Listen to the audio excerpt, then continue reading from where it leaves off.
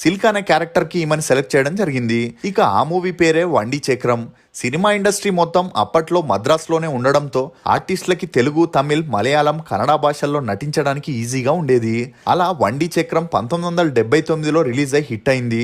ఇక ఆ మూవీలో సిల్క్ పాత్రకి విజయలక్ష్మికి మంచి పేరు రావడంతో విను చక్రవర్తియే విజయలక్ష్మిగా ఉన్న ఈమె పేరుని సిల్క్ స్మితగా మార్చడం జరిగింది. ఇక ఆ మూవీలో ఈమె చేసిన ఎక్స్పోజింగ్ కి మలయాళ మూవీస్ నుండి ఆఫర్స్ వెతుక్కుంటూ వచ్చాయి. అలా పుష్యరాగం, ఓట్ల పెట్టవర్, రజనీగంధి, ఐవర్, అంగడి అని బ్యాక్ టు బ్యాక్ 9 మూవీస్లో ఎక్స్పోజింగ్ క్యారెక్టర్స్ని చేసింది.